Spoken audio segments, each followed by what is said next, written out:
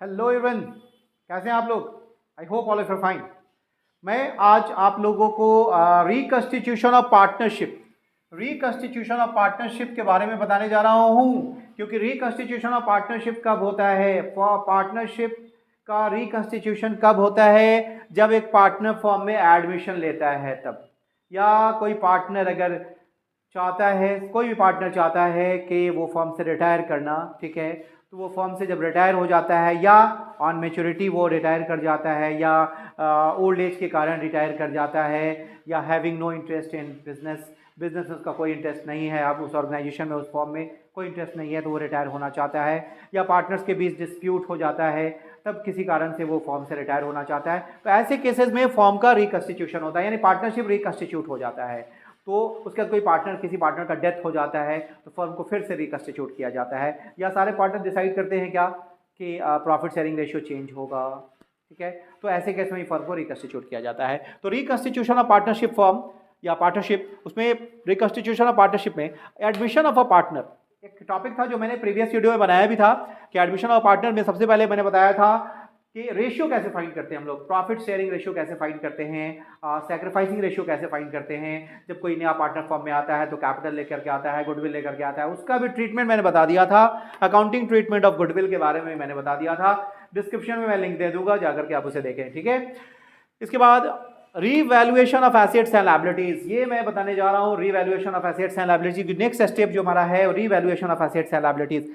जब आप एक एक करके सारे स्टेप्स को समझ लेते हैं तब उसके बाद इजीली आप इसको इजीली आप सॉल्व कर सकते हैं। ये क्वेश्चन है जो मैं आज बताने वाला हूं, और वीडियो में बने रहें कंटिन्यू। लास्ट में मैं कुछ टिप्स दूंगा जो आपके लिए बहुत इंपॉर्टेंट होगा, ठीक है। वो टिप्स किसका होगा? एग्जामिनेशन पॉइंट ऑफ व्यू से मैं टिप्स दूंगा, ठीक है। तो मेरा जो टॉपिक है आज का वो है रिकंस्टिट्यूशन ऑफ पार्टनरशिप, जिसमें फॉर्म, नया पार्टनर जब आता है तो फॉर्म को रिकंस्टिट्यूट किया जाता है, जिसे for that purpose all assets and liabilities are revalued. इस पर्पस से एसेट्स को और लायबिलिटीज को क्या किया जाता है? रीवैल्यू किया जाता है, ठीक है। तो मैं बता दूं आप लोगों को, ये जो पार्टनर है टोटल, इसमें एक काम करना है, C is to bring 50,000 goodwill as goodwill for 1/3 share, मैं लिख दूं, इक्वल नहीं रखता हूं, फॉर 1/3 शेयर, ठीक है। ये मैंने लिखा है, जो मैं बताऊंगा आगे। फिलहाल आप यहां देखें रिकंस्टिट्यूशन ऑफ पार्टनरशिप, जिसमें आपको फॉर्म में एसेट्स का और लायबिलिटीज का जो रीवैल्यूएशन होता है वो कैसे होता है, उसका क्या प्रोसीड्योर है। क्योंकि जब भी आप क्वेश्चन सॉल्व करते हैं या फॉर्म को अगर रीवैल्यू करते हैं या फॉर्म का फिर से रिकंस्टिट्यूशन होता है, तो ऐसे केस में सारे फॉर्म्स, जितने भी फॉर्म्स हैं, उसका फिर से रीवैल्यूएशन होता है। हो सकता है कि न्यू पार्टनर जब फॉर्म में आता है तो वो ये तो 100% डिमांड करेगा कि हो सकता है जो आपका फर्नीचर था जिसका वैल्यू आप 1 लाख दिखा रहे हैं आज के डेट में, वो 1 लाख फर्नीचर का नहीं है, उसका 20,000 वैल्यूएशन है। तो कहने का मतलब पूरे फॉर्म, चाहे लायबिलिटीज हो चाहे वो एसेट्स हो, सबका रिवैल्यूएशन होता है। तो रिवैल्यूएशन के लिए क्या क्या एंट्री करते हैं वो मैं बताने जा रहा हूँ। सबसे पहले आपको करना क्या है कि जब कोई एसेट इंक्रीज होता है, एसेट इंक्रीज कब होगा? सपोज मान लीजिए आपके बैलेंस शीट में वैल्यू दिखा रहा है मशीनरी का 10,000, ठीक है, और एडजस्टमेंट में आपको लिखा गया कि value of machine is depreciated by 10%। तो 10,000 का जो मशीन था अब 10% से क्या हो गया? वो डेप्रिशिएट कर गया। तो 10% उसका 1,000 होगा, 1,000 होगा। तो ये हमारा नुकसान है, फर्म के लिए एक्सपेंस है, इसलिए इसको हम लोग डेबिट साइड में दिखाते हैं रिवैल्यूएशन अकाउंट के। सर इसका एंट्री क्या करेंगे वो देखना है। अगर वैल्यू इंक्रीज कर जाता है तो वो हमारा एप्रिसिएशन होता है। सपोज मान लीजिए कि अगर मान लीजिए बिल्डिंग का वैल्यू है हमारा 10 लाख, ठीक है, और 10% से एप्रिसिएट कर गया वैल्यू, तो 1 लाख एप्रिसिएट किया, ठीक है, इसका क्या एंट्री होगा वो देखना है। लायबिलिटी हमारा इंक्रीज कर जाता है, सपोज मान लीजिए 4,000 देना था मुझे, 1,000 और देना है, तो लायबिलिटी तो इंक्रीज किया। इससे रिगार्डिंग क्या जो एंट्री होगा वो भी बताऊंगा। या लायबिलिटीज पहले 6,000 था लेकिन अब देना है कितना? 4,000 देना है, तो 2,000 के लिए फर्म का तो बेनिफिट हो रहा है ना, तो इसके रिगार्डिंग क्या एंट्री होगा। अब फिर रिवैल्यूएशन करने से क्या प्रॉफिट हुआ, रिवैल्यूएशन करने से क्या लॉस हुआ, इसके बारे में बताने वाला हूँ। तो सबसे पहले मैं बता दूं, जब कोई एसेट डिक्रीज करता है, पहले डिक्रीज बताता हूं, ठीक है। व्हेन एसेट डिक्रीजेस या व्हेन एसेट्स डिक्रीज, ओके। तो जब एसेट घटता है तो क्या एंट्री होता है, याद रखना है हमेशा। रीवैल्यूएशन अकाउंट डेबिट टू, अगर मान लीजिए 1000 से स्टॉक डेप्रिसिएट कर गया, स्टॉक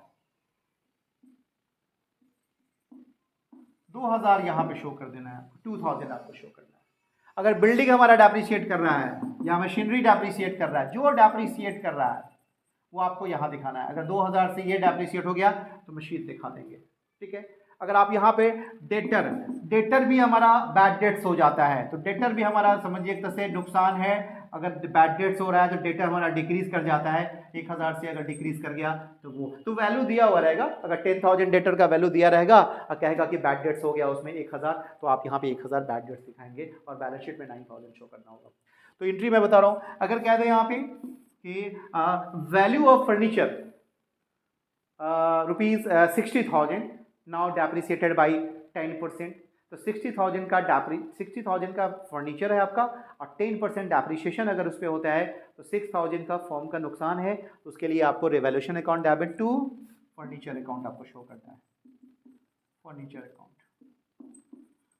आपने क्या देखा कि मैंने ये जो दिखाया, जब कोई एसेट हमारा डिक्रीज कर जाता है, जब कोई एसेट हमारा डिक्रीज कर जाता है, ठीक है, आप देखेंगे कि कौन कौन सा एसेट हमारा डिक्रीज होता है। तो इस केस में, और डिक्रीज का मतलब कि हमारे लिए एक्सपेंस, हमारे बिजनेस के लिए, हमारे फर्म के लिए वो एक्सपेंस हो। स्टॉक का घट जाना एक्सपेंस है, फर्नीचर मशीन का घट जाना एक्सपेंस है, डेटर का घट जाना एक्सपेंस है, फर्नीचर का घट जाना एक्सपेंस है।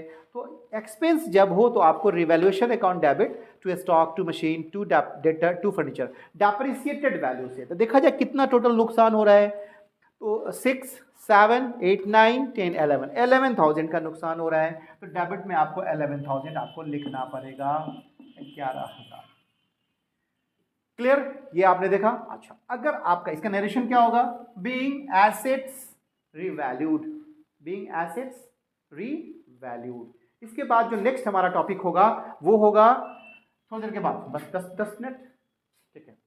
और एसेट अगर हमारा डिक्रीज कर जाता है, वैल्यू अगर इंक्रीज हो जाता है, तो इंक्रीज के केस में क्या होगा कि बिल्डिंग हमारा बढ़ जाता है, सपोज मान लो, तो बिल्डिंग को हमेशा डेबिट करेंगे, बिल्डिंग अकाउंट डेबिट। एप्रिसिएट कर रहा है तो कोई भी एसेट अगर बढ़ जाता है, सपोज मान लीजिए 60,000 का आपका बिल्डिंग था, सपोज 60,000 एक अमाउंट ले लिया, 10% एप्रिसिएशन हो रहा है। 10% एप्रिसिएशन का मतलब क्या होता है कि 6,000 से मेरा वैल्यू बढ़ गया, तो 6,000 यहां पे हम वैल्यू दिखा देंगे, 6,000 वैल्यू दिखा देंगे, ठीक है। इसके बाद आप ध्यान देखेंगे, बिल्डिंग के बाद अगर मशीनरी अगर मैंने यहां शो कर दिया है, कभी कभी क्या होता है कि कुछ इन्वेस्टमेंट हमारा इंक्रीज कर गया, इन्वेस्टमेंट अकाउंट डेबिट, यहां पे आप 2000 से इन्वेस्टमेंट दिखा देंगे, यानी इन्वेस्टमेंट हमारा वैल्यू हमारा इन्वेस्टमेंट का बढ़ गया, इसलिए इसको डेबिट में दिखाएंगे। और to revaluation account, to revaluation account 8,000। तो आपने देखा कि जब एसेट हमारा इंक्रीज कर जाता है, तो when assets of the business increased then this entry will be passed. अगर हमारा एसेट बढ़ गया तो आपको ये एंट्री पास करना है, और अगर एसेट हमारा डिक्रीज हो जाता है तो ये एंट्री पास करना है। इसका नरेशन मैंने क्या बोला था, बीइंग एसेट्स रीवैल्यूड, इसका भी लिखेंगे बीइंग एसेट्स रीवैल्यूड। सबसे सिंपल सा नरेशन मैंने बताया। इसके बाद मैं नेक्स्ट बताने जा रहा हूं आपको, लायबिलिटी अगर बढ़ जाता है मेरा, तो ये याद रखेंगे, डेप्रिसिएशन के केस में ये, एप्रिसिएशन के केस में ये हमारा नुकसान है, हमारा लॉस है, हमारे फर्म के लिए एक्सपेंस है, और ये हमारा फर्म के लिए इनकम है क्योंकि बढ़ रहा है ये, ठीक है। अब मैं लायबिलिटी की बात करूं, लायबिलिटी में क्या करना है वो देखना है। इस एंट्री को माइंड में रखें आप, क्योंकि लायबिलिटी अगर इंक्रीज हो जाना, सपोज मान लीजिए आपको, if you have to pay rupees 10,000 to the creditors and now you have to pay only 8,000, then the 2,000 is your income, ठीक है, ये आपका फायदा है। इसके लिए हम लोग क्या करते हैं वो देखिए, अगर लायबिलिटी हमारा डिक्रीज कर जाता है तो मेरा फायदा है, उसके लिए एंट्री क्या होगा वो देखेंगे। क्रेडिटर्स डेबिट हो जाएगा, अगर बिल्स पेबल भी हमारा डिक्रीज कर जाता है, टू रिवैल्यूएशन अकाउंट, ये आपको ध्यान में रखना है, ठीक है। Being liabilities decreases. अगर लायबिलिटी हमारा डिक्रीज हो रहा है, वेन लायबिलिटी डिक्रीजेस, तो आपको ये एंट्री करना है, creditor account debit, BP account debit to revaluation account. Clear? और अगर हमारा लायबिलिटी इंक्रीज कर जाता है, that means you have to pay more, यानी कि ज्यादा पेमेंट करना है। इस केस में for that purpose we pass journal entry revaluation account debit to कोई भी लायबिलिटी अगर ले लेते हैं, सपोज मान लीजिए जैसे यहाँ क्रेडिटर ले लिया मैंने, इस केस में बिल्स पेबल अगर है, तो ये अगर बढ़ जाता है दैट मीन्स आपको ये एंट्री करना है। वो अमाउंट यहाँ देखें, यहाँ पुट करेंगे, इसका अमाउंट यहाँ देखें, यहाँ पुट करेंगे। तो आपने देखा मैंने 4 एंट्री बताया आपको, एसेट का बढ़ जाना, एसेट का घट जाना, एसेट का बढ़ जाना, लायबिलिटी का हमारा बढ़ जाना, और लायबिलिटी का घट जाना और लायबिलिटी का बढ़ जाना। तो आपने देखा ये एंट्री किस पर्पज से मैंने किया, जब मेरा लायबिलिटी घट जाता है, ये डिक्रीज के केस में, ये लायबिलिटी के इंक्रीज के केस में, ये एक्सपेंस के केस में, और ये इनकम के केस में। अगर आपको पहले ज़्यादा पे करना था, आप कम पे करना है, दैट मीन्स आपका फायदा है, तो ये एंट्री करेंगे। अगर आपको कम पे करना था, आप ज़्यादा पे करना है, दैट मीन्स ये एंट्री करेंगे। ठीक है? तो यहाँ पे ये हमारा इंक्रीज हो रहा है, ये एक्सपेंस है, और ये हमारा इसको हमेशा ध्यान में रखेंगे। ये रिवैल्यूएशन कब होता है? रिवैल्यूएशन जब भी हमारे लिए एक्सपेंस अगर होता है, एक्सपेंस के केस में हमको कौन सा एंट्री, अपोजिट रिवर्स एंट्री होता है। आप क्या करते थे, एसेट हमारा बढ़ता था, एसेट्स हमारा बढ़ता था, तो आप लोग क्या करते थे, उसको एसेट को ऊपर करते थे, टू रिवैल्यूएशन लिखते थे। ठीक है? एसेट घटता था तो रिवैल्यूएशन, और टू क्या लिखते थे, एसेट लिखते थे। लायबिलिटी में क्या होता है, ये देखिए, ये मैंने जो बताया एसेट टू रिवैल्यूएशन, ये क्या हुआ, एक्सपेंस के केस में। रिवैल्यूएशन टू एसेट, ये इनकम के केस में लिखेंगे आप, ये आपका फायदा हो रहा है, और ये एक्सपेंस के केस में। आपने देखा ये इनकम है और ये एक्सपेंस है। लेकिन लायबिलिटी में क्या बोला था कि अगर इनकम हो रहा है, आपको फायदा हो रहा है, सपोज इनकम हो रहा है लायबिलिटी के केस में, ठीक है, तो उस केस में आपको जो एंट्री करने हैं वो कौन सी एंट्री करने हैं वो जानने हैं। लायबिलिटी जो होता है, अगर हमारा घट जाता है लायबिलिटी, तो हमारे लिए इनकम है, उसके लिए एक एंट्री क्या करेंगे, जस्ट यहाँ पे क्या करना है, जो भी क्रेडिटर है, फायदा हो रहा है मेरे, तो क्रेडिटर आपको डेबिट करना है, यानी liability account debit to revaluation account, ये हमारा फायदा हो रहा है। ठीक है? और अगर एक्सपेंस होता है लायबिलिटी, अगर हमारा लायबिलिटी हमारा अगर घटता है तो इनकम आएगी, उसके लिए ये एंट्री है। ठीक है? लायबिलिटी अगर हमारा बढ़ जा रहा है, दैट मीन्स आपको एंट्री वही करना है, revaluation account debit to creditor account, liability account. तो यहाँ पे देखो, यहाँ पे एसेट हमारा बढ़ रहा है, लेकिन यहाँ पे लायबिलिटी हमारा घट रहा है, यानी ये लायबिलिटी डिक्रीज करता है अगर, तो ये एंट्री करते हैं। और एसेट इंक्रीज करता है तो ये एंट्री करना है, एसेट डिक्रीज करेंगे तो ये एंट्री करेंगे, लायबिलिटी इंक्रीज करेगा तो ये एंट्री करेंगे। तो आपने क्या देखा, तो मैं आपको एक और इसमें एक टिप्स देने जा रहा हूँ, वो बहुत इंपॉर्टेंट है। वो टिप्स क्या होगा वो देखें आप। 4 एंट्री मैंने बताया, 4 एंट्री बताया था। 4 एंट्री में आप ये 2 एंट्री को कैंसिल कर सकते हैं, ये 2 एंट्री करने की आपको जरूरत भी नहीं है, ये 2 एंट्री को कैंसिल कर सकते हैं। सर ऐसा क्यों? तो जितना भी हमारा रिवैल्यूएशन, जो भी हमारा एक्सपेंस है वो एक जगह पे लिखेंगे, और जितना भी हमारा एप्रिसिएशन है, जो मेरा फायदा है, वो हमको एक जगह पे लिखते हैं। कैसे लिखते हैं वो देखना। ये 2 एंट्री को आप छोड़ सकते हैं, और किया भी नहीं जाता है ये एंट्री। ठीक है? वो क्या किया जाता है वो देखो, मैं बता देता हूँ। सपोज मान लो revaluation account debit to stock to furniture, ये क्यों एंट्री किया गया आप बता सकते हैं मुझे? इसलिए एंट्री किया गया कि 2000 का स्टॉक हमारा डिक्रीज कर गया और 1000 का फर्नीचर डिक्रीज कर गया, तो दोनों मिलाकर के हमारा 3000 का हमारा ये एक्सपेंस है एक फॉर्म के लिए।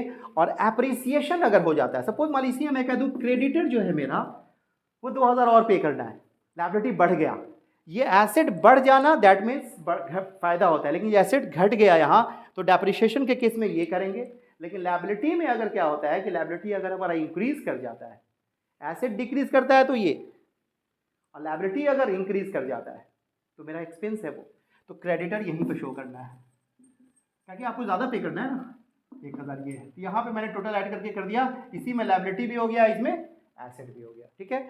इसके बाद अब एप्रिसिएशन की बात करूँ मैं, इसीलिए मैंने नरेशन बताया था, being assets and liabilities revalued कर देंगे। ठीक है? उसके बाद machinery account debit, machinery account debit, building account debit, to, हाँ इसमें एक और चीज़ मैं बता दूं, बिल्स पेबल, ये फायदा हो रहा है, मेरे को ज़्यादा पे नहीं करना है आपको, ये इनकम है, ये फायदा है मेरा, मेरे को ज़्यादा पे नहीं करना है, कम करना है, तो ये फायदा हो रहा है। यहाँ लायबिलिटी मैंने यहाँ पे एंट्री कर दिया इसका, इसको लिख देंगे रीवैल्यूएशन अकाउंट। 1000, 6000 दोनों मिला के 7000 हमारा हो रहा है टोटल, ठीक है। तो 7000 हमारा टोटल हो गया। अब देखिए टोटल 7000 और ये मिला करके मेरा ये कंप्लीट हो गया। तो आपने क्या देखा कि एप्रिसिएशन, एसेट इंक्रीज, एसेट अगर डिक्रीज करता है और लायबिलिटी हमारा इंक्रीज करता है तो हमारे लिए एक्सपेंस, एसेट का डिक्रीज होना और लायबिलिटी का इंक्रीज होना हमारा एक्सपेंस है, एसेट का डिक्रीज होना और लायबिलिटी का इंक्रीज होना ये हमारा एक्सपेंस है, वो एक एंट्री में, ठीक है। और लायबिलिटी का डिक्रीज होना और एसेट का इंक्रीज होना ये हमारा इनकम है, ठीक है। तो यहां मैंने 2 एंट्री बता दिया, 2 एंट्री कर लेंगे। अच्छा 2 और एंट्री है, वो एंट्री मैं बता दूं आपको, वो करना है।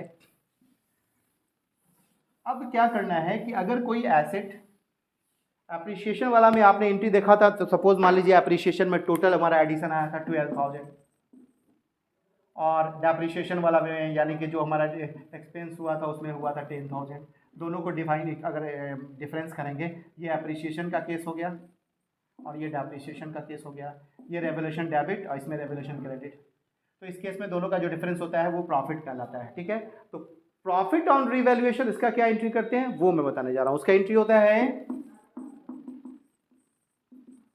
Revaluation account debit to A's capital to B's capital,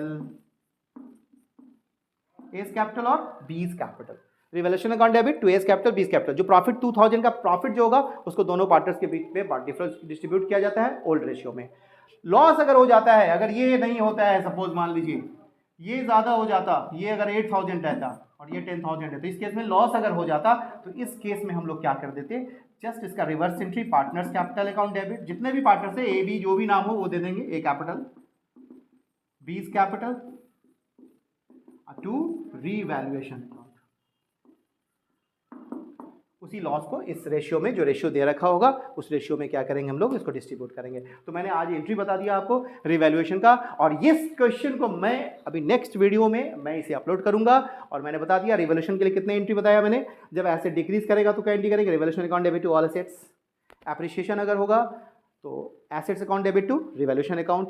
liability अगर इंक्रीज कर जाता है, दैट मींस मेरा एक्सपेंस है, तो revaluation account debit to liability account, ठीक है। और लायबिलिटी अगर मेरा डिक्रीज कर जाता है तो इस केस में एंट्री क्या करेंगे, liability account debit to revaluation account. Clear. तो ये एंट्री आप याद रखेंगे, लेकिन लायबिलिटी वाला एंट्री मैंने कहा था कैंसिल कर देने के लिए, क्योंकि उसके जगह पे आपको क्या करना है, देखना है कि लायबिलिटी अगर डिक्रीज कर रहा है दैट मींस इनकम है मेरा। तो एप्रिसिएशन यहाँ पे करते थे आप लोग एंट्री, एप्रिसिएशन का एंट्री, एसेट्स के एप्रिसिएशन का, asset account debit to revaluation account, वहाँ पे आप लिख सकते हैं क्रेडिट अकाउंट डेबिट टू, ठीक है। और अगर लायबिलिटी हमारा इंक्रीज कर रहा है तो revaluation account debit to liability, और एसेट हमारा क्या होता था, डिक्रीज करता था, revaluation account debit to asset, तो वहाँ पे इसको इंक्लूड कर सकते हैं। और अगर प्रॉफिट होता है तो आपको एंट्री मैंने बताया था revaluation account debit to partners capital account, और अगर लॉस होता है तो उसके लिए partners capital account debit to. Next video इसके बाद तुरंत मैं अभी नेक्स्ट वीडियो अपलोड करने वाला हूँ। ये वीडियो आपके लिए बहुत इंपॉर्टेंट होगा, इससे रिलेटेड क्वेश्चन है, क्वेश्चन कैसे सॉल्व करते हैं वो मैं बताऊंगा। ओके, तब तक के लिए इतना काफी है। That's enough for today, thank you.